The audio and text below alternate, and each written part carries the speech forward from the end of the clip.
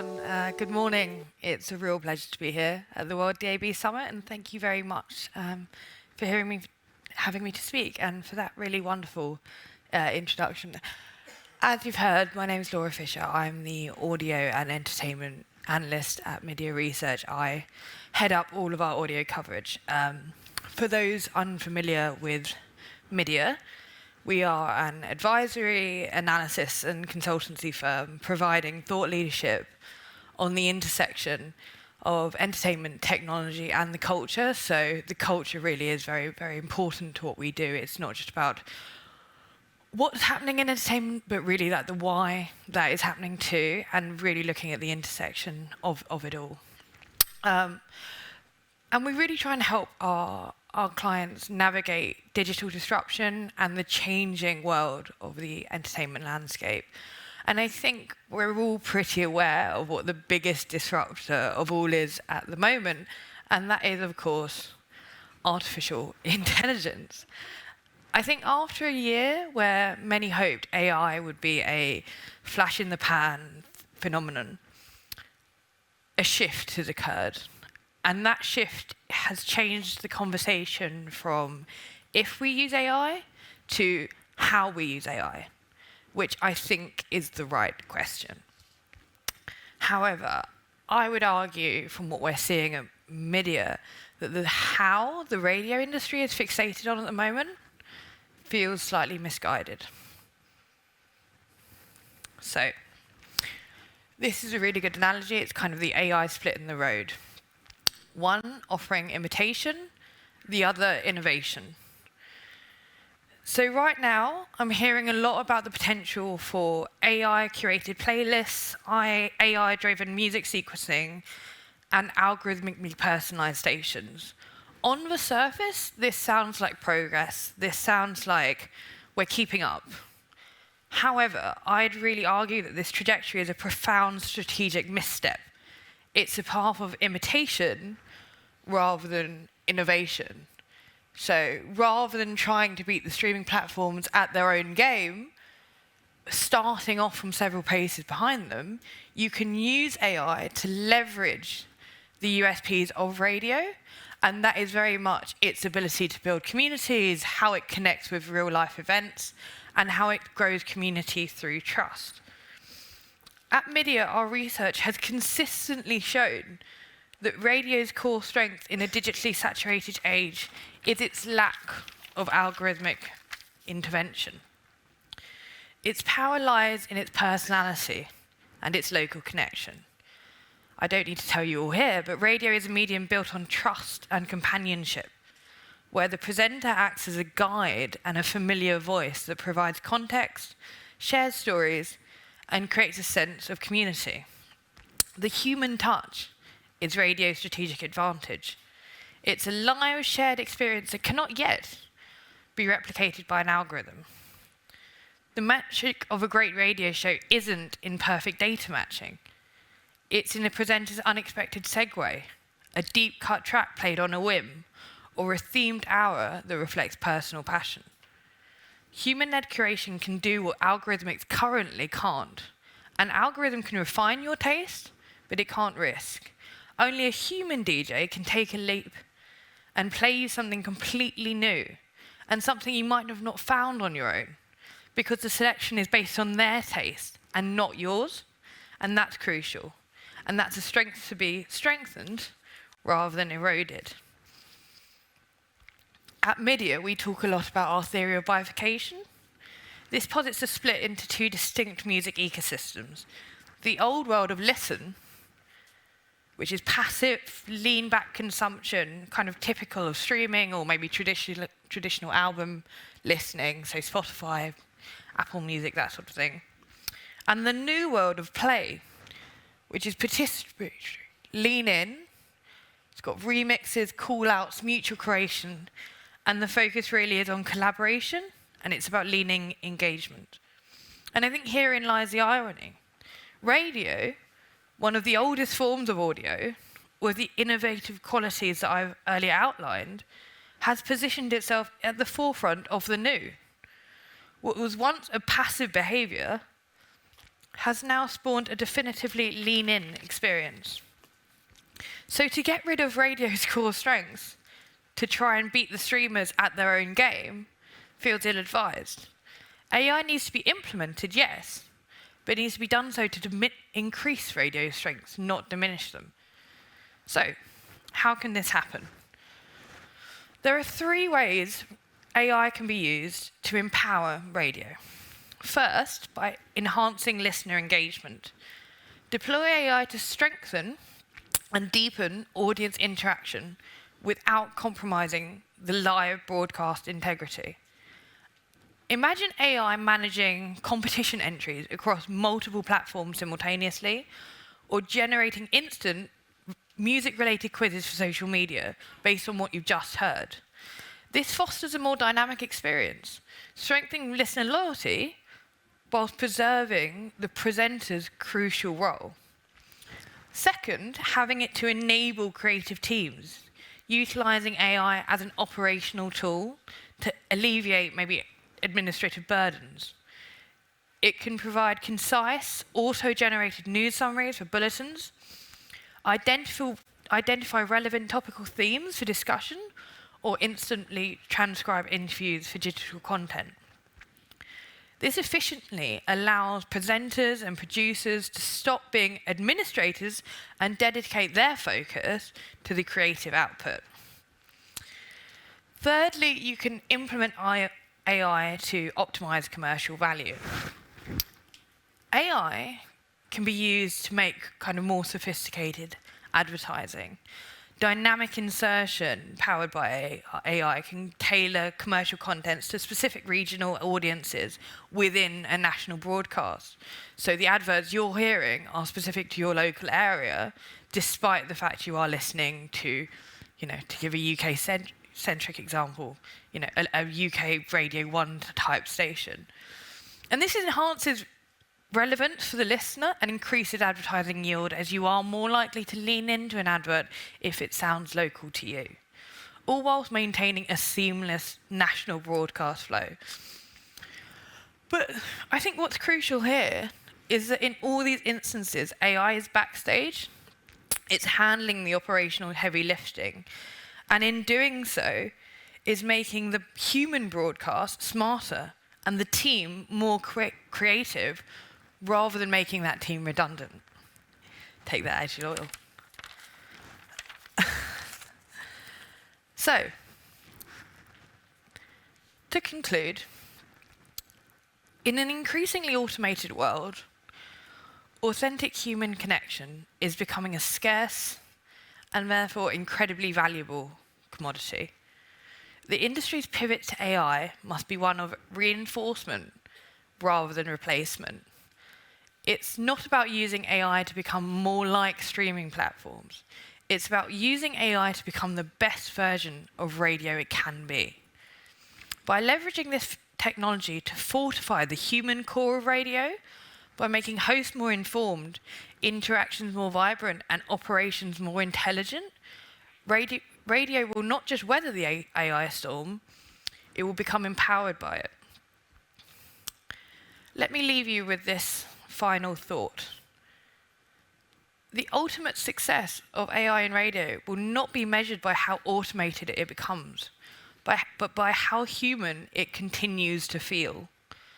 The goal should be to use AI to protect the USP of radio and not to automate it away. Thank you very much for listening. Thank you. Oh yeah, absolutely.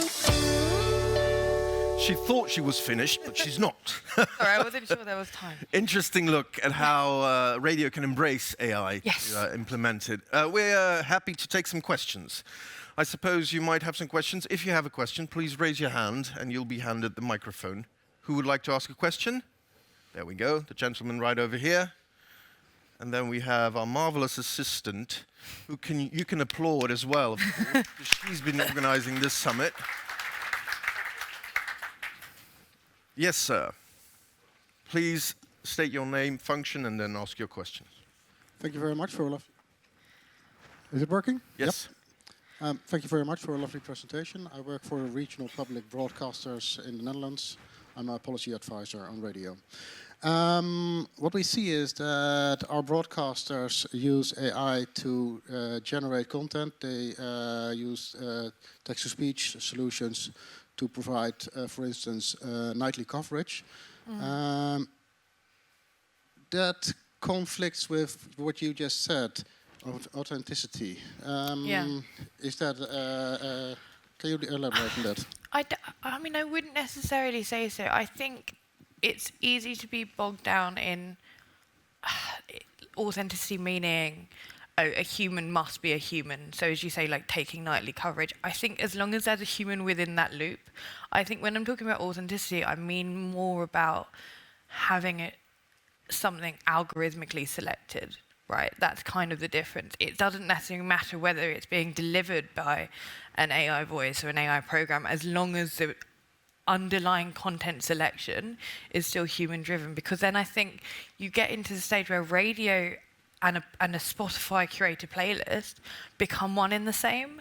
And I think that's what the key crux of it is. It's just like not making sure that those two listening activities are distinct, because yeah, as I say, trying to beat Spotify at Spotify's game is tricky, you know. So I hope that answers your question. But yeah, when it's not human in and of itself, that there is a human involved, which is crucial. Thank you. Next, the gentleman over here. Hello, Gregor Pötsch, chairman of the User Experience Group, and I'm totally with you because this is how I experience radio, because I never got one new song out of Spotify, but out of radio I get at least one a day. And that's really the key difference, because Spotify only serves me old shit like I already know. So only radio can serve me new stuff which I never experienced before. A new genre, a totally new thing. So that's really where I'm with you, because if a human selects a new song and I get in touch with it, I feel hearted like for the whole day, and I even add this to my Spotify collection. Yes, I do this, but I have this Spotify or Shazam collection, which is only filled by new radio songs, because nowhere else I get new songs besides like a friend or something like that. Mm-hmm. Yeah, absolutely. And I think that's what some of the speakers were talking about earlier, the complementary experience of radio and IP. So as you say, like you're hearing something for the first time on the radio, and then it goes into your catalogue, and that's kind of a really nice relationship. I do think the music discovery is a key element. I mean, we're seeing in the UK that there are really devoted music fans, like 20-somethings, that are going back to radio for that very reason of discovery and hearing something different. Because I think we've all been, you know, a bit kind of fed up when it comes to like a Spotify curated playlist, and it's like, oh, you've listened to this song by Oasis, here's another 10, you know, and it's just like, it's not quite what you're after. Yeah. Great, thank you. Moving on to the next gentleman, please state your name and function, please. Hello, it's Nick Piggott from Radio DNS, and also doing a lot of work in DAB. I'm not quite sure where this is going to go, but one of the phenomenons that music services like Spotify are now having to grapple with is the rising tide of AI-generated music. Yeah. I think I read this week that 3 out of the top 10 most played songs on Spotify this week are either partially or wholly AI created. So I think it's good to point out that radio can't probably out AI music platforms, because the music platforms seem to be themselves struggling with the whole idea of AI. Where does the radio industry exploit this weakness that AI is creating in our competitors? I mean, you've talked about authenticity, you've talked about human selection. Is that something we should lean into more? Almost say, well, from a consumer point of view, is there a valuable and understandable position of saying, actually, we don't use AI, we are human driven, and that's what differentiates us? I've have quite a lot of thoughts on this, and I think throughout the company we're talking a lot about AI, And I put you in touch with our founder, Mark Mulligan, who's our kind of senior music analyst, and he talks a lot about kind of AI created music and what that means. I've actually recently posted an article about that idea, about the notion of saying, no, line in the sand, this is not AI generated. I think, and it came off the back of the fact that there was a film came out recently called The Heretic by A24, and there was actually a line at the end of it saying, no AI was used in the creation of that film. Now, I think for now, it's a strategy that can work. You can be, the director of Frankenstein and say, this is rubbish and we're not using it. I think it's going to be a very temporal and short-term argument, because I think for now, consumers have that choice of saying, okay, I do want something to be human-created. But I think when AI gets really good, that argument's going to get harder and harder to make. So I think it works for the here and now, but I think in terms of long-term strategy, it's going to have to be more. It might just become a quality label, of course. Yeah. Well, but just but like I guess this is non-additive in food, for instance, where you have non-AI generated content, which might become a quality label. It's a really interesting point. So my colleague Ben and I were talking about this very idea. It could very much become a world where human-made becomes a craft beer of the kind of world, because it's like, okay, you're artisanal rather than kind of mass consumption. And that works, but then you don't want a human-led creation to be a niche interest. That's the only concern there. But yeah, lots of interesting talk. And as I say, I wish I could expand more. But we've got time for one more. The gentleman right over here. Or over there, of course. Two more. Hello, Philip Grunner from MiDIA Broadcast. First of all, thank you very much for one of the smartest analysis of AI on radio I've seen so far. I completely agree with the point that we're at the crossroad where we either look at imitate or innovate. Now, looking at the positive, do you have any best case examples to deliver the proof point for a company or a radio station which is innovating, which can serve as a reference point for other companies? Thank you. Absolutely. I've given some examples on this slide, but a kind of one that we're all quite familiar with is Apple Music, what they're doing with radio. Now, okay, slightly different to what we're talking about here with the AB, but Apple have really dug down into radio. And you can see that they've done that to be a differentiator to Spotify, because even Apple were like, well, we can't all be Spotify. It's not a one-trick race. So they've created these, Apple Music Club, Apple Music Country, investing in DJs, getting kind of artists to create playlists. In the UK, we have a lot of online radio stations, something like NTS. They're really, really good at fostering community around things, around lifestyle, spawning from music choice. So it doesn't just stick to music. It actually creates a hub. So it's a badge you have on your handbag. It's something that identifies who you are and your interest beyond what you listen to. And I talk about this in several other presentations that I've given, but a lot of radio is community, and it is in the intangible. It starts at music discovery, but it goes to much varied and diverse place. And Rinse FM in the UK, that's another one. They've got Rinse France too. Getting into those kind of real world situations and expanding, like making it a point of community growth. So those are some examples of innovative ideas, I think. Yes, kind sir.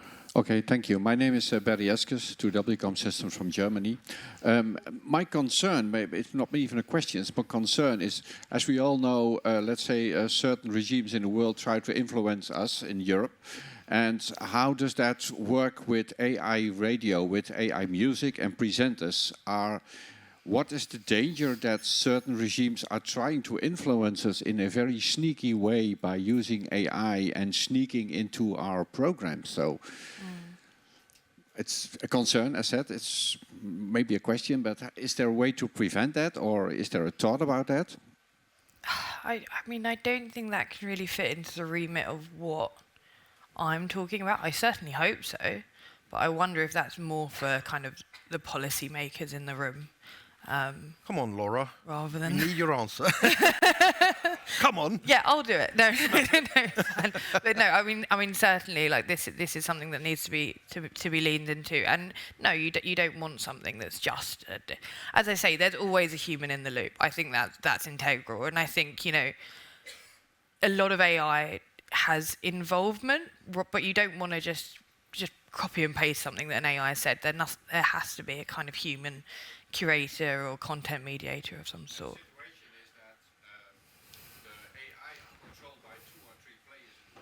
Yeah, no. Yeah, no, absolutely. I mean, I think Jonathan and spoke really well about that earlier, and just about the importance of radio for that reason, about a kind of bolster against, the tech bros. Right? Maintaining that human touch. Yeah. I think that's really important. Next thing you know, you've got radio jockeys talking mistakes on the radio just to make sure everybody knows just it's not AI. you're keeping up, yeah. Doing it on purpose, for instance. Yeah. That might happen as well. All right, I think that concludes our Q&A. Thank you very Laura much. Fisher. Woo!